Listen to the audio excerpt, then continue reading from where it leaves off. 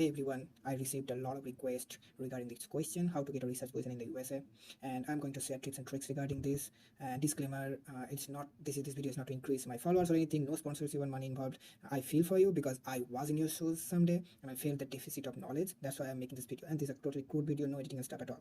And if you have some questions, please feel free to ask me. But first, watch the video and then ask your genuine question. I will ask every questions, but it has to be genuine one. Message me on Twitter, Instagram, LinkedIn, anything.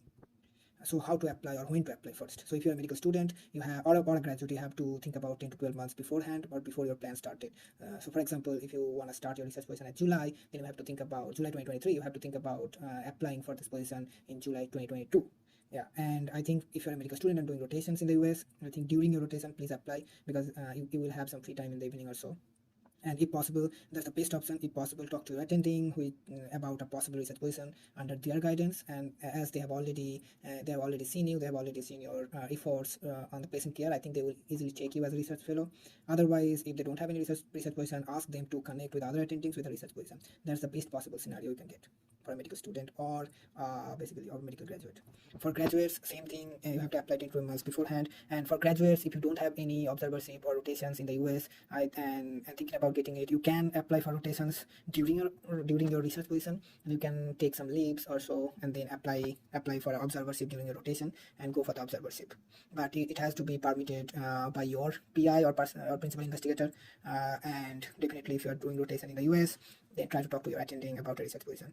Otherwise, few things to know before applying or starting the research position. Most of the research positions are unpaid, so you have to have the fund to sustain yourself for almost 12 months. If you don't have a few research papers, focus on publishing or even submitting before the application deadline, that is September 15th. There is a tab in the USCP that's called Submitted Unpublished Research Paper, so you can write your research paper which have been submitted. But if you don't submit, then you can't write it in your CV. So better to submit before September 15th. And some attendings may give you a salary after a few months, even though they are taking you as an unpaid research trainee. And some attendings might ask a minimum commitment of 2 years with a paid position. So think about those situations beforehand. And now how to apply. So first and foremost, you have to think about the perspective of an attending. So nobody has time to read your emails, and because I've been here, I've seen that attendings receive 4 to 5 emails every 5 minutes. So think about the amount of the volume of emails they receive each day. They don't have time to read through all your emails and every stuff if you write a big email. So write a strong and extremely concise email. It's like elevator pitch type of thing. And what should you mention? Why you are interested in the research in general, your USMLE scores, experience, research experience, etc. Subject, that's a very important portion, because as you can see in the picture, I attached a picture of the external email that we got, and the writing external, that is all the spaces, and you have only 3 words to grab the attention of the receiver. So your research subject should be research trainee application, or it should start with research trainee. That's how a receiver or an attending, he knows that you are applying for research trainee position or something. And next, body, so keep it very concise. So I've given you a small example that I, as a recent graduate or any graduate of these, want to apply for the research trainee position under your guidance. That's the first line you can have. And after that, you can write your credential, like step scores, rotations, research experiences. Do not include your research paper here, because that will increase the volume and nobody will read that. And then write why do you want to pursue your research. Just one line, that's it. And then another line, if you may add, then why this particular specialty, and last closing remarks that if you can take a look at my application, I'll be highly obliged, and etc.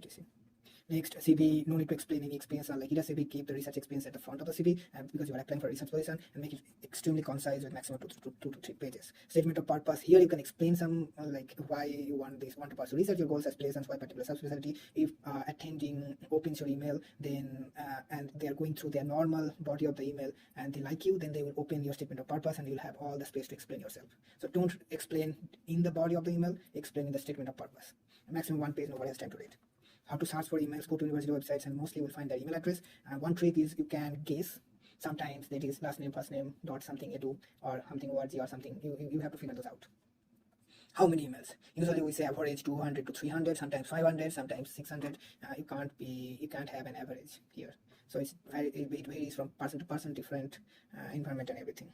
But timing should matter. So I think you should time it really well, because in the March when like applicant match, they have their position open. So I think you should basically like start applying during like December or maybe November or October or January, this type of like the months.